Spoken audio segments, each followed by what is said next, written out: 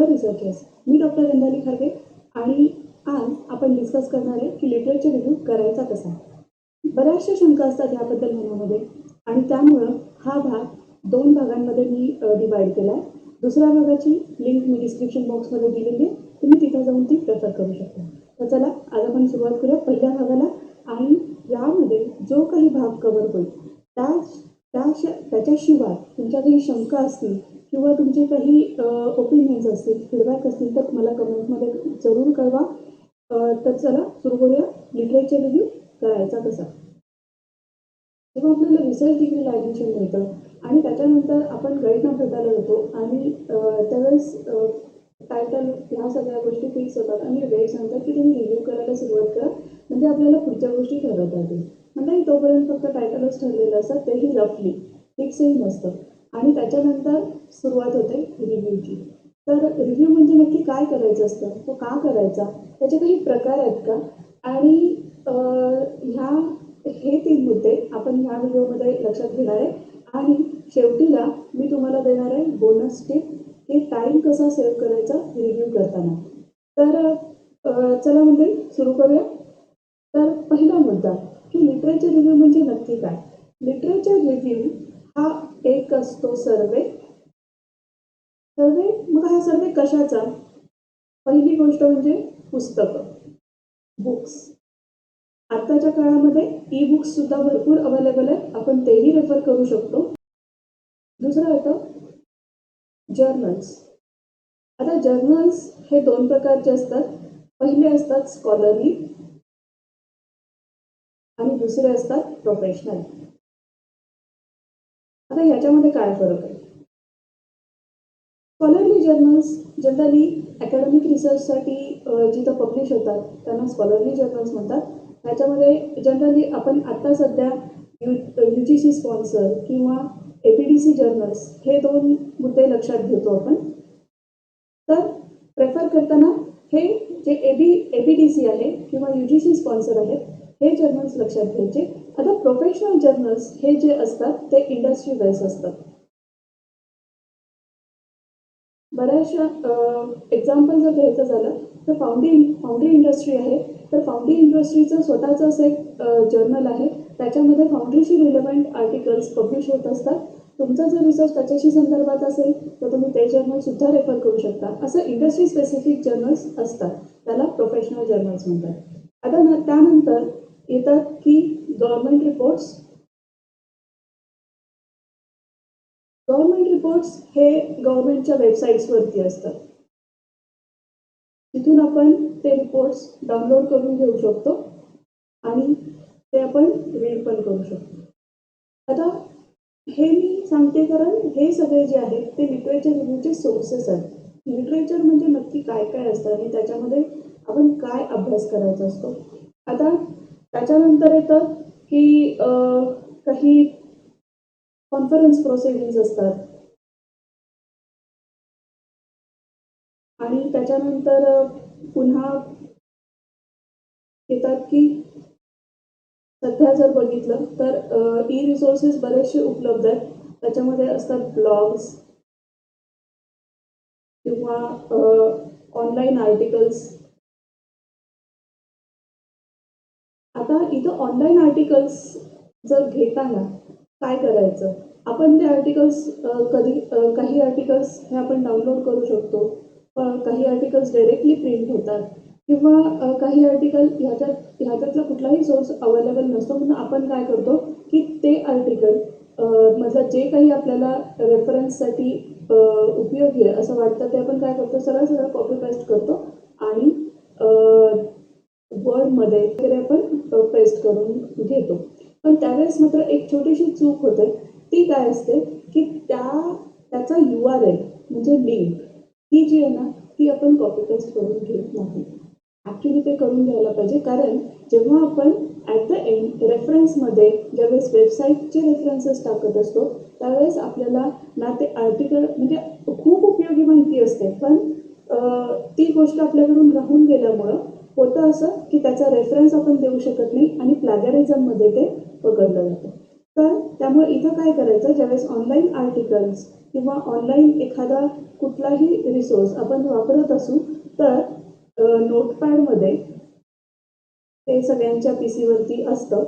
नोटपॅडमध्ये काय करायचं, त्या लिंक सेव्ह करून ठेवायच्या. म्हणजे जेव्हा जेव्हा आपण ती लिंक आपल्याला रेफर करावीशी वाटेल ती आपण रेफर करू शकतो.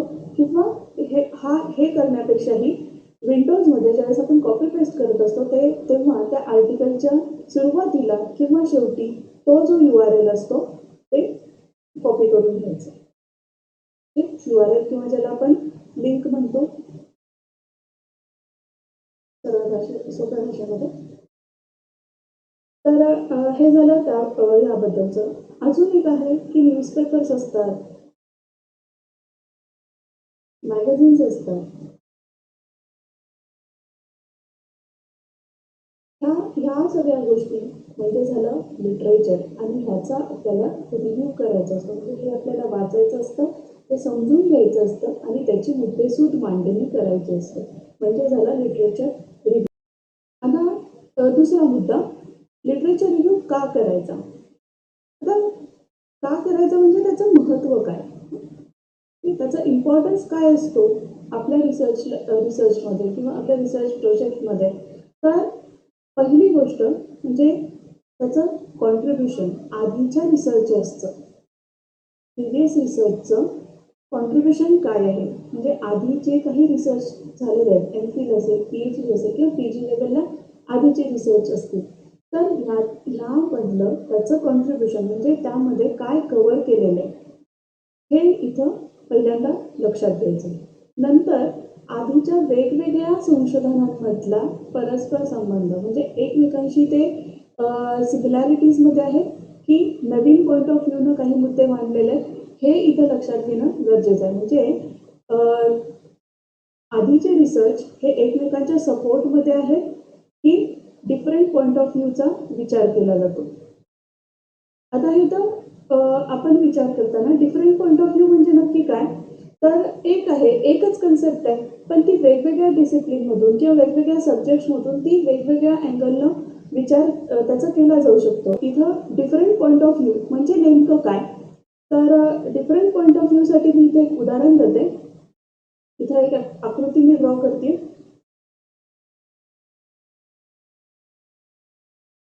आता इथं ए ही व्यक्ती आहे, इथं बी व्यक्ती आहे. ए व्यक्तीच्या दृष्टिकोनातून ही आकृती म्हणजे इंग्रजीतलं 6 आहे, पण बीच्या विचारातून ही आकृती म्हणजे 9 आहे.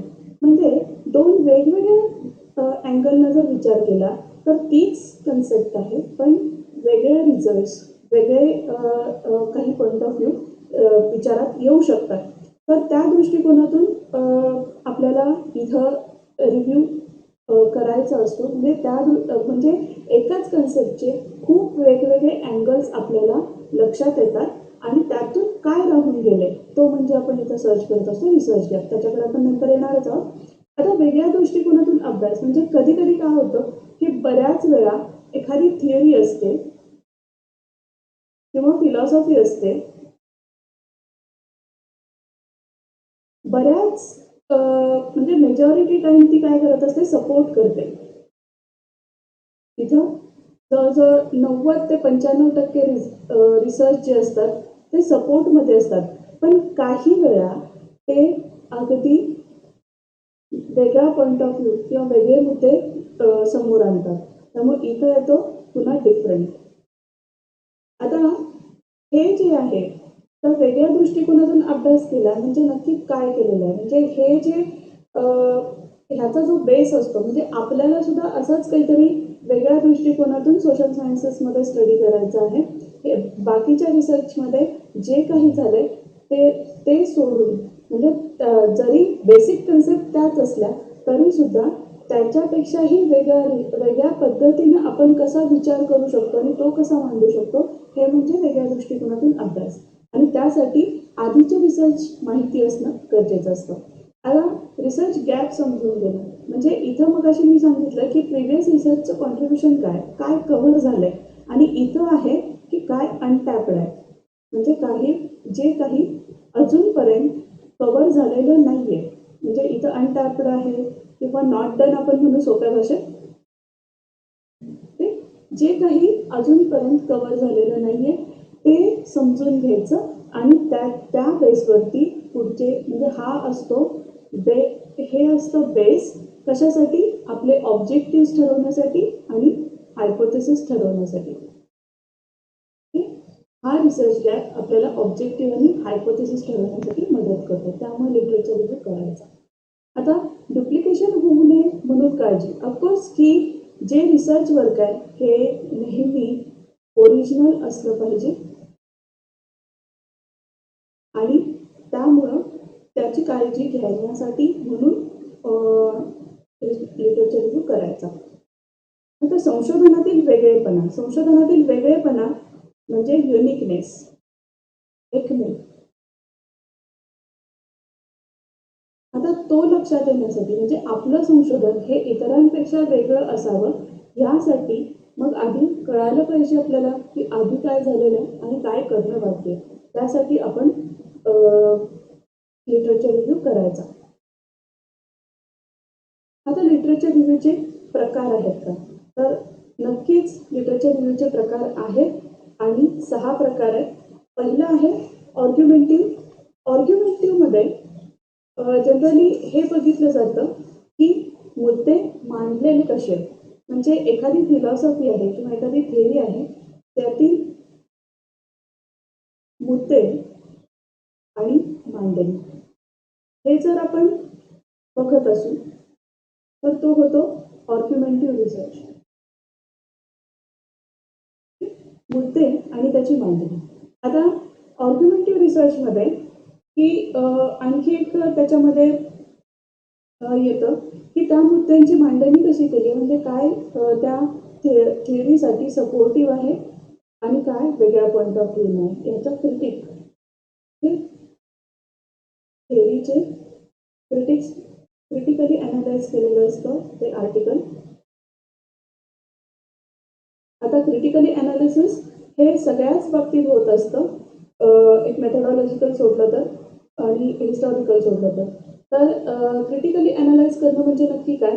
तर जे काही त्या रिसर्चमध्ये सांगितलेलं आहे किंवा जे काही त्याचे फाइंडिंग्स आहेत, सजेशन्स आहेत, तर त्याच्यावरून ते त्या थेअरीला सपोर्ट करतंय किंवा त्याच्यामध्ये काही लूपहोल्स राहिलेत का हे सांगणं म्हणजे क्रिटिकली अनालाइज करणं.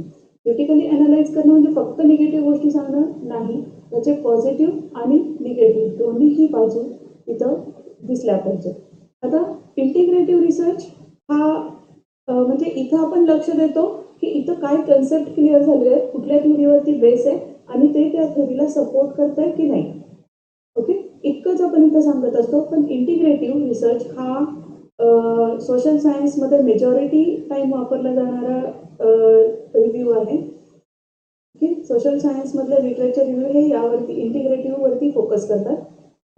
तर इंटिग्रेटिव्ह रिसर्च हा साधारणतः आपण म्हणतो की क्रिटिकली अनालाइज मी जसं आत्ता सांगितलं तसं असतोच. क्रिटिक्स असतातच ह्याच्यात. पण अजून एक ह्यामध्ये एक गोष्ट महत्त्वाची असते की हा प्रॉपरली सिंथेसाइज केलेला असतो. आता सिंथेसाइज केलेलं असतं म्हणजे काय की ह्याच्यामधलं आपल्या रिसर्चसाठी काय युजफुल आहे हे आपण बघत असतो. म्हणजे सिंथेसाइज करणं म्हणजे त्यातल्या हव्या असणाऱ्या गोष्टी आपण त्याच्यावरती फोकस करत असतो. आता तिसरा आहे की हिस्टॉरिकल. हिस्टॉरिकल हा थोडासा वेगळा प्रकार आहे की एखादी थेअरी आहे आणि त्या थेअरीची किंवा त्या प्रोसेसची एखादी जर प्रोसेस आपण स्टडी करत असू तर त्या प्रोसेसची टाईमलाईन बघतो आपण आणि त्याच्यानुसार झालेले चेंजेस किंवा डेव्हलपमेंट स्टडी करतो. आता इथं जर एक्झाम्पल द्यायचं झालं तर रिक्रुटमेंटची प्रोसेस आहे म्हणजे जॉबसाठी ॲप्लिकेशन करण्याची जी प्रोसेस आहे आणि त्याच्यातून शॉर्टलिस्ट होण्याची जी प्रोसेस आहे ह्याला रिक्रुटमेंट प्रोसेस म्हणतात. तर त्याचा जर विचार केला तर एक गोष्ट मात्र नक्की लक्षात येते की आपल्या आजोबांच्या काळामध्ये, आपल्या वडिलांच्या काळामध्ये, आपल्या काळामध्ये आणि आत्ता सध्याच्या वेळेत रिक्रुटमेंट प्रोसेसमध्ये किती बदल झालेले आहेत आणि तसा जर स्टडी करत असू आपण तर त्याच्यामध्ये चेंजेस कसे आहेत, त्या चेंजेसवरती कुठले पॅरामीटर्स परिणाम करतात आणि त्याच्यामध्ये डेव्हलपमेंट्स कशा झाल्यात आणि त्याचा परिणाम कसा झाला, हे जर आपण असं थोडंसं स्टडी करत असू तर ती आपल्याला टाईमलाईन स्टडी करावी लागते. त्याला म्हणतात हिस्टॉरिकल रिव्ह्यू. म्हणजे एन्शंट टू रिसेंट किंवा रिसेंट टू एन्शंट अशा पद्धतीने जर आपण स्टडी करत असू एखाद्या कन्सेप्टचा किंवा एखाद्या थिअरीचा, फिलॉसॉफीचा, तर त्याला म्हणतात हिस्टॉरिकल रिव्ह्यू. आता पुढचं आहे मेथोडॉलॉजिकल रिव्ह्यू. मेथोडॉलॉजिकल रिव्ह्यूमध्ये इथं आपण पूर्णतः फोकस करतो काय मेथड्स वापरलेले आहेत, रिसर्च करताना काय मेथड्स वापरलेले आहेत. आता मेथड्स कशासाठी असतात, डाटा कलेक्शनसाठी असतात. त्याच्यानंतर असतात स्टॅटिस्टिकल टूल्स.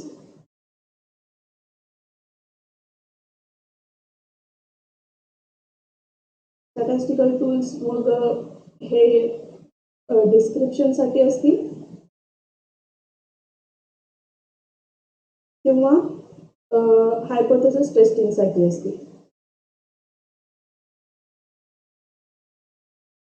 तर ह्याच्यासाठी काय वापरलं गेलं, कोणते टूल्स वापरले गेले, काही ॲडव्हान्स टूल असतील तर ते आपण कसे आपल्या रिसर्चमध्ये वापरू शकतो हे सगळं लक्षात घेण्यासाठी मेथोडॉलॉजिकल रिव्ह्यू गरजेचा असतो.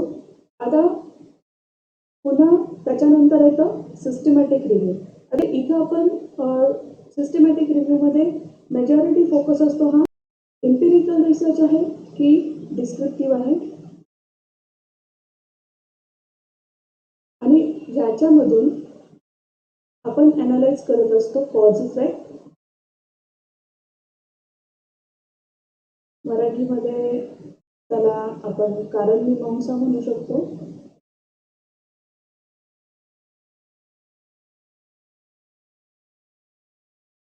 हे जिथं आपण अभ्यासत असतो त्याला म्हणतात सिस्टमॅटिक रिव्ह्यू. आणि आता theoretical review. Theoretical review it is a म्हणजे जिथं आपण आपल्या टायटलमध्ये ज्या काही कन्सेप्ट आपण मेन्शन केल्या, ज्या काही म्हणजे संकल्पना आपण अभ्यास करतोय त्या स्टडी करणं. म्हणजे त्याचा कन्सेप्ट असतील, प्रोसेस असेल किंवा काही थेअरीवरती आपण बेस्ड रिसर्च करत असू तर हे सगळं थेरॉटिकलमध्ये येतं. म्हणजे इथे एखादी फिलॉसॉफी पण आपण स्टडी करत असू तर तीही आपण इथं मेन्शन करू शकतो. तर हा झाला थेरॉटिकल रिव्ह्यू. म्हणजे इथं कुठलंही आधीचं संशोधन वगैरे नाही, डायरेक्टली आपण त्याचे मॉडेल्स, फ्लो चार्ट्स हे जे काही असतं ते आपण इथं स्टडी करत असतो. तर हे झाले 3 मुद्दे जे मी पहिल्यांदा सांगितलं होतं. आणि आता मी वळते बोनस टिपकडं. तर मी तुम्हाला सांगणार आहे की स्मार्ट रिव्ह्यू करायचा कसा. आता स्मार्ट रिव्ह्यू म्हणजे काय? स्मार्ट रिव्ह्यू म्हणजे कमीत कमी वेळेत जास्तीत जास्त रिव्ह्यू. ओके. तर हे थोडंसं स्वतःच्या अनुभवामधून आलं म्हणायला हरकत नाही. काय आहे ना की आपण जेव्हा रिव्ह्यू करायला बसतो तेव्हा काय करतो की एक लॅपटॉपवरती किंवा आपल्या डेस्कटॉपवरती आपण काही साईट्स ओपन करतो, गुगल स्कॉलरला जातो, बरेचसे जे ओपन ॲक्सेस जर्नल्स असतात ते बघतो आणि म्हणजे शोधगंगावरचे रिसर्च वगैरे प्रोजेक्ट जे आधीचे PhD झालेले प्रोजेक्ट ज्यावेळेस असतात त्याच्यावरती तर ते सगळे आपण सर्च करायला लागतो आपल्या टायटलशी रिलेव्हंट जे काही आहे त्या बाबतीत आणि धडाधड सगळे डाउनलोड करायला लागतो आणि ते डाउनलोड केलेले आर्टिकल कुठल्या तरी एखाद्या फोल्डरमध्ये टाकतो आणि ज्यावेळेस आपण रिव्ह्यू करायला बसणार तेव्हा आपण ते आर्टिकल ओपन करतो किंवा बऱ्याचशा आर्टिकल्सची आपण प्रिंटआउट घेतो. प्रत्येकाची सवय कशी असू शकते की मला हार्ड कॉपीमध्ये जमतं की मी सॉफ्टमध्ये जास्त व्यवस्थित करू शकतो, त्याच्यावरती डिपेंड. ते जास्त म्हणजे मॅटर नाही करत इथं, की आपण कुठल्या टूल्स वापरतो की ह्याच्यासाठी अभ्यासासाठी. काही जणांना सवय नसते की ऑनलाईन रीडिंग, काही जणांना ॲट इजमध्ये होऊन जातं. तर प्रत्येकाचा आपापला सवयीचा प्रकार येतो. पण इथं एक मुद्दा येतो, की जेव्हा आपण आर्टिकल रीड करायला बसतो, तेव्हा ते आर्टिकल किती लेंदी आहे किंवा ते आर्टिकल किती म्हणजे आपण किती कॉन्सन्ट्रेशननं वाचतोय किंवा आपल्या रीडिंगचं स्पीड काय आहे ह्याच्यावरती डिपेंड की आपल्याला वेळ किती लागेल. ॲग्री? पण जितकाही वेळ लागतो तो जर वाचवायचा असेल तर मग पूर्ण आर्टिकल वाचतो आणि लक्षात येतं की 2-3 ओळींपेक्षा जास्त त्याच्यामध्ये आपल्याला आपल्या सब्जेक्टशी रिलेव्हंट काहीच नाही आहे. मग तिथं टाईम वेस्ट, जो काही डाटा आपण ते डाउनलोड करायला घालवला तो वेस्ट आणि जो पुन्हा काहीच मिळत नाही आहे म्हणून दुसऱ्या म्हणजे तिथं 1-2-3 लाईन्स फक्त मिळाल्या आणि दुसऱ्या आर्टिकल मध्ये तितक्याच कॉन्सन्ट्रेशननं दुसरं आर्टिकल वाचण्यासाठीचा जो आपला मूड असतो तो पण बऱ्याचशा प्रमाणात अफेक्ट होतो. तर म्हणजे कॉन्सन्ट्रेशन लेवल आपली कमी होते. तर हे टाळण्यासाठी काय करायचं? तर पहिली गोष्ट म्हणजे टायटल. टायटल रीड करताना काय करायचं? टायटल रीड करताना करायचं असं, की पहिल्यांदा आपल्या कन्सेप्ट त्यामध्ये काय कन्सेप्ट स्टडी केली आहे बघायचं. ओके? आणि सोशल सायन्समध्ये एक नक्कीच मेन्शन केलेलं असतं टायटलमध्ये किंवा टायटलवरून लक्षात येतं ते म्हणजे लोकेशन, की तो स्टडी कुठं झालेला आहे. तो कुठं झाला हे लक्षात आलं, की मग तो आपल्याशी रिलेव्हंट असू शकतो की नाही असू शकत हे थोडीशी आयडिया पुसटशी येत जाते. एक्झाम्पल सांगायचं तर अनएम्प्लॉयबिलिटीवरती सपोज आपण करतोय तर त्याच्या अनएम्प्लॉयबिलिटी भारतामधली आणि अनएम्प्लॉयबिलिटी US मधली असा कंपॅरेटिव्ह स्टडी असेल तर काही हरकत नाही, तुम्ही 2 वेगवेगळ्या लोकेशन्सचा स्टडी 2 वेगवेगळे कन्सिडर करू शकता. पण आणखी एक की जर अनएम्प्लॉयबिलिटी फक्त इंडियामधली आपण कन्सिडर करत असू तर डेव्हलपिंग कंट्रीमधलं रिसर्च आर्टिकल स्टडी करायला काही हरकत नाही, कारण बरेचसे फॅक्टर्स, बरेचसे व्हेरिएबल्स त्याच्यामध्ये आपल्याला आपल्या रिसर्च आर्टिकल्सशी रिलेव्हंट मॅचशी असे होणारे मिळू शकतात. ओके? किंवा बरीचशी आयडिया क्लिअर होऊ शकते की काय ह्याच्यामध्ये स्टडी झालं किंवा नाही झालं. कारण अनएम्प्लॉयबिलिटी ही कन्सेप्ट भारतामध्ये आपल्याकडे साधारणतः त्याला क्लोज्ड अनएम्प्लॉयमेंट म्हटलं जातं आणि तिकडची जी अनएम्प्लॉयमेंट आहे ती ओपन आहे. म्हणजे तिथला जो डाटा असतो किती अनएम्प्लॉयबिलिटी आहे ह्याचं पर्सेंटेज जे आहे तिथं ते फिक्स असं माहिती असतं, त्याच्यामध्ये डिफरन्स असत नाही. आपल्या इथे तो जी इनडायरेक्ट डायरेक्ट हा जो प्रकार आहे ना की म्हणजे ठीक आहे मी अनएम्प्लॉईड आहे हे फ्रँकली तिकडं सांगितलं जातं, आपल्या इथं तितकंसं सांगितलं जातं, जनरली ह्या गोष्टी लपवल्या जातात. तर ह्या दृष्टिकोनातून मी थोडंसं म्हणत होते की तो मुद्दा मॅटर करतो. का करतो? कारण सोशल सायन्समध्ये आपण बऱ्याचदा ह्युमन बिईंग्सकडून डाटा कलेक्ट करत असतो आणि हे ह्युमन बिईंग्सचे जे म्हणजे परसेप्शन आहे किंवा ॲटिट्यूड आहे हे पॅरामीटर्स खूप जास्त रिस्पॉन्सवरती अफेक्ट करतात. त्यामुळं लोकेशन विचारात घेणं महत्त्वाचं असतं. आता ह्या गोष्टी आहेत किंवा आणखी एक असतं की जर आपण मेथडॉलॉजिकल रिव्ह्यू करत असू तर टायटलमध्ये मेन्शन केलेलं असतं की रिलेशन बिटवीन किंवा इम्पॅक्ट असे जर वर्ड असतील ना, आता किंवा अ स्टडी ऑफ असं जर काही असेल ना तर इथे लक्षात येतं मेथडॉलॉजिकल की कुठल्या मेथड्स वापरलेल्या असू शकतात. जर रिलेशन बिटवीन किंवा अ स्टडी ऑफ रिलेशन अशा 2 वेगवेगळ्या कन्सेप्ट आहेत किंवा 3 वेगवेगळ्या कन्सेप्ट आहेत तर डेफिनेटली तिथं कोरिलेशनच वापरलेलं असतं. जेव्हा इम्पॅक्ट हा शब्द असतो तिथं मात्र रिलेशन वापरावं लागतं, कारण त्याचा परिणाम आपण आणि किती प्रमाणात आहे हे अभ्यास करत असतो. त्यामुळं इथून मेथड्स लक्षात येतात किंवा टायटलवरून हे लक्षात येतं की रिसर्च डिस्क्रिप्टिव्ह आहे की इम्पिरिकल आहे हे लक्षात येतं. ओके? त्याच्यावरून आपण ठरवू शकतो की पुढं वाचन करायचं की नाही करायचं हे माझ्या सब्जेक्टला सूट होणार आहे की नाही होणार आहे. आणि याच्यावरून जर लक्षात नाही आलं तर खाली एक पॅराग्राफ असतो ॲब्स्ट्रॅक्ट नावाचा किंवा रिसर्च प्रोजेक्शन असते एक्झिक्युटिव्ह समरी. आता ॲब्स्ट्रॅक्टमध्ये पहिल्यांदा पहिल्या जे 2-3 वाक्य असतात ती असतात इंट्रोडक्शनची. ओके. टायटलमधून लक्षात आलेलंच असतं. पुन्हा एकदा इंट्रोडक्शन वाचायची काही गरज नाही. त्यामुळे डायरेक्टली आपण मिडलला येऊ शकतो. आता मिडल पार्टमध्ये जे मुख्य व्हेरिएबल्स आहेत, ओके, त्याला आपण मेजर व्हेरिएबल म्हणू. मेजर व्हेरिएबल्स असतात किंवा जे महत्त्वाचं हायपोथेसिस टेस्टिंग असतं, जे खूप जास्त फोकस केलेलं असू शकतं रिसर्चमध्ये. त्या 2 हायपोथेसिस असतील तर किंवा रिसर्च आर्टिकल्समध्ये जनरली एखादा 2च असू शकतात हायपोथेसिस, त्याच्यापेक्षा जास्त नसतात. तर हायपोथेसिस जेव्हा आपण टेस्टिंगचं बघतो तेव्हा हायपोथेसिस काय आहे, त्याच्यामध्ये टेस्टिंगचे टूल्स काय वापरलेले आहेत हे तिथं एखाद्या वाक्यामध्ये मेन्शन केलेलं असतं आणि त्याच्यानंतरचं एंड पार्ट जो असतो तो असतो कन्क्ल्युजनचा. आता कन्क्ल्युजन म्हणजे काय असतं त्यांचं?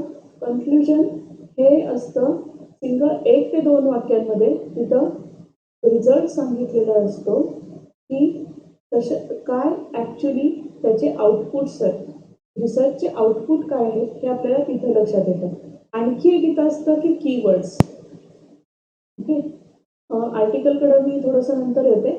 इथं असतात कीवर्ड्स.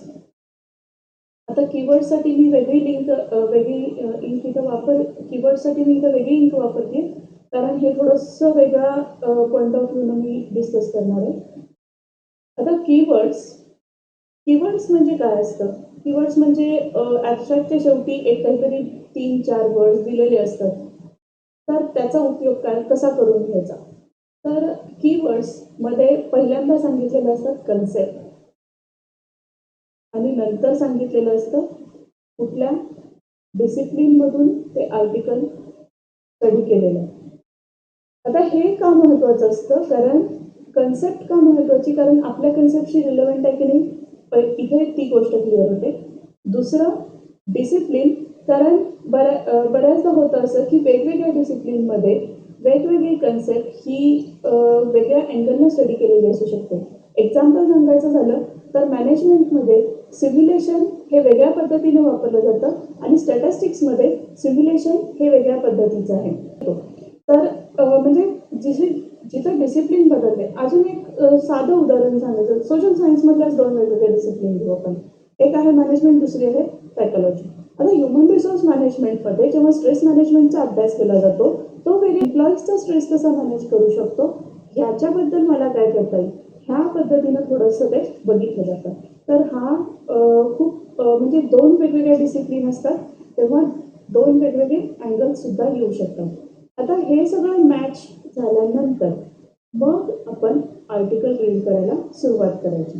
आता आर्टिकल जेव्हा आपण रीड करत असतो तेव्हा सगळंच्या सगळं लाईन टू लाईन आर्टिकल वाचायचं का? तर मी असा सल्ला देईन की लाईन टू लाईन आर्टिकल वाचण्याची गरज नाही. कारण टायटल आणि ॲब्स्ट्रॅक्ट हे जेव्हा दोन्ही आपण रीड करतो तेव्हा इंट्रोडक्शन ऑटोमॅटिकली आपल्या लक्षात आलेलं असतं.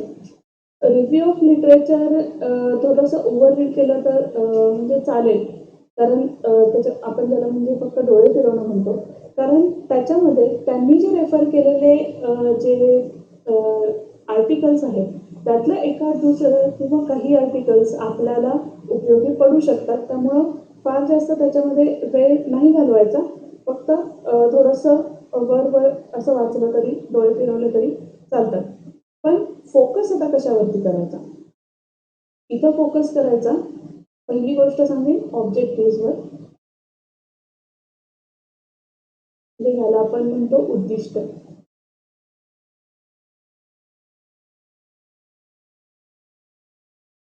आता उद्दिष्ट त्याच्यानंतर असतात हायपोथेसिस. हायपोथेसिसला मराठी शब्द गृहीतक.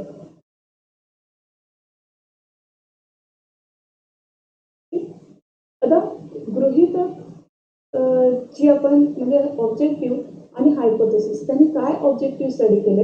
आता जे ऑब्जेक्टिव्ह त्यांनी सेट केलेले आहेत त्याच्यानुसार ठरतं की काय व्हेरिएबल्स मी स्टडी करेन किंवा काय मुद्दे मी विचारात घेईन माझा रिसर्च स्टडी करताना. आणि हायपोथेसिस म्हणजे मी काय गृहीत धरलं होतं की ही कन्सेप्ट ह्या सोशल क्लाससाठी किंवा ह्या ग्रुप ऑफ पीपलसाठी ह्या लोकांच्या एखाद्या समुदायासाठी ही या पद्धतीनं काम करेल. मग खरंच तसं घडतंय का नाही घडत हे जेव्हा आपण टेस्ट करत असतो तेव्हा ते मुद्दे लक्षात घेणं गरजेचं आहे. म्हणजे त्यांनी हायपोथेसिस टेस्टिंग कुठल्या पद्धतीनं केलं, कुठले रिसर्च कुठले स्टॅटिस्टिकल टूल्स वापरलेले आहेत आणि ते किती ॲडव्हान्स्ड आहेत की फक्त म्हणजे ॲडव्हान्स म्हणजे मल्टीव्हेरिएट रिग्रेशन्स आहेत सध्या किंवा त्या पद्धतीनं कुठला स्टडी केलेला आहे का की फक्त म्हणजे आपण जनरली जसं बघतो तसं की टी टेस्ट कायस्क्वेअर टेस्ट आणि म्हणजे ॲनोवा वगैरे हे सगळं वापरलेलं आहे. तर त्यानं रिझल्ट्स येत नाहीत असं नाही म्हणायचं मला, पण सुटेबिलिटी स्टॅटिस्टिकल टूल्सची ती आहे की नाही आहे हे आपण मात्र नक्कीच चेक करू शकतो. नंतर आपण मी आत्ता म्हटलं तसं की स्टॅटिस्टिकल टूल्स हे थोडंसं लक्षात घ्यायचं की काय टूल्स वापरलेले आहेत. जर ॲडव्हान्स टूल्स काही वापरले असतील तर ते आपण आपल्या रिसर्चमध्ये वापरू शकतो का किंवा जर ते टूल्स वापरायचे असतील तर माझे रिझल्ट्स कसे वेगळे होतील वगैरे ह्या सगळ्याचा विचार आपण त्या दरम्यान करू शकतो आणि ते रायटिंगमध्ये मेन्शन करायला काही हरकत नाही. आणि त्याच्यानंतर येतं सजेशन्स. मग तुम्ही म्हणाले तर डायरेक्टली सजेशन्स आणि मग फायंडिंगचं काय. फायंडिंग हे इथून आलेले असतात हायपोथेसिस टेस्टिंगच्या टूल्समधून आणि जो डिस्क्रिप्टिव्ह त्याच्यामध्ये पार्ट असतो त्याच्यामधून आलेले असतात की तो जे व्हेरिएबल्स आहेत म्हणजे साधारणतः डेमोग्राफिक प्रोफाईल आहे तर ते कसं डिस्क्राईब केलं वगैरे ह्याच्यामधून बऱ्याच वेळा फायंडिंग्स येतात आणि हायपोथेसिसवरून आपण हायपोथेसिस टेस्टिंगवरून आपण निष्कर्ष काढत असतो कारण ते गृहीत धरलेलं असतं आणि ते चुकीचं आहे की बरोबर आहे त्याच्यावरून काही ना काहीतरी निष्कर्ष निघत असतात. आणि सजेशन्स हे ह्यासाठी असतात. सजेशन्स हे अल्टिमेटली फायंडिंगवरूनच येतात. पण मी इथं फक्त फोकसबद्दल सांगते. फोकस करायचा म्हणजे ह्याच्यावरती ते समराईज करताना ह्या गोष्टी आपल्याला म्हणजे त्या आर्टिकलचा रिव्ह्यू लिहिताना ह्या गोष्टी महत्त्वाच्या असतात. याचा अर्थ असा नाही की बाकीच्या आर्टिकलमधलं काही महत्त्वाचं नसतं पण ते फक्त आपण थोडंसं फोकस न करता वाचलं आणि थोडंसं लक्षात ठेवलं तरी चालतं. आता सजेशन्समध्ये येतं असं की रिसर्चचे आउटपुट काय आहे आणि त्याच्यावरून काय बदल करणं गरजेचं आहे ह्या सगळ्या सांगितलेल्या असतात. आणखी एक की फ्युचर स्कोप पण इथं डिफाईन केलेला असतो. बऱ्याचशा रिसर्च आर्टिकल्समध्ये फ्युचर स्कोप डिफाईन केलेला असतो. त्यामुळे ज्या गोष्टी राहून गेलेल्या आहेत त्या गोष्टी आपल्याला इथं आपल्याला रिसर्च गॅप सापडण्याची जास्त शक्यता असते. त्यामुळं स्मार्ट रिव्ह्यू करताना पहिल्यांदा लक्षात घ्यायचं टायटल, दुसऱ्यांदा लक्षात घ्यायचं ॲबस्ट्रॅक्ट, तिसऱ्यांदा लक्षात घ्यायचं पूर्ण. मग ह्या दोन्हीवरती डिपेंड असतं की आपण पूर्ण आर्टिकल वाचायचं की नाही वाचायचं. अजून एक छोटीशी टीप आहे की ज्यावेळेस आपण रिव्ह्यू करायला बसतो किंवा रिव्ह्यू आपण जेव्हा वाचायला रिडिंगला बसतो तेव्हा एक लक्षात ठेवायचं की जर तुम्ही हार्ड कॉपीजमध्ये जर करत असाल रिडिंग हार्ड कॉपी आहे तुमच्याकडे आणि साईडला काय करायचं की असे A4 साईजचे जे पेपर्स मिळतात किंवा आखिरता तुम्हाला जे काही कम्फर्टेबल असेल ते वापरायचे. एक पेन्सिल हातामध्ये ठेवायची आणि तुम्हाला जे मुद्दे महत्त्वाचे वाटतात त्या रिसर्च आर्टिकलमधले ते एका साईडला लिहून काढायचे. जर तुम्ही सॉफ्ट कॉपीमध्ये करत असाल तर तुम्ही हायलायटर वापरू शकता. तर जे मुद्दे महत्त्वाचे वाटतात तिथं तुम्ही हायलाईट करू शकता. ओके. आणि कमीत कमी वेळामध्ये आपलं रायटिंग कम्प्लीट होऊ शकतं. तर म्हणजे आत्ताच्या व्हिडिओमध्ये इतकंच. तुम्हाला हा व्हिडिओ कसा वाटला हे मला नक्की कमेंट करून कळवा.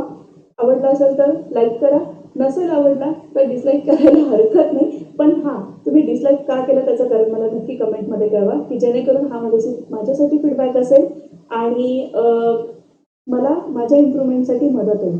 तर दुसऱ्या भागाची लिंक मी डिस्क्रिप्शन बॉक्समध्ये दिलेली आहे. आत्तापर्यंत हे सगळं थेरॉटिकल बघतोय आपण, पण पुढे येणारे जे व्हिडिओ असतील ते डाटा अनालिसिसशी संबंधित असतील, सॅम्पल डिझाईन्ससाठी आहेत, SPSSशी रिलेव्हंट असणार आहे. तर ह्या सगळ्याचे नोटिफिकेशन म्हणजे मी कधी व्हिडिओ अपलोड करते ह्याचे नोटिफिकेशन्स तुम्हाला मिळण्यासाठी माझ्या चॅनलला नक्की सबस्क्राईब करा. तर बी स्टडी इन मराठी. थँक्यू.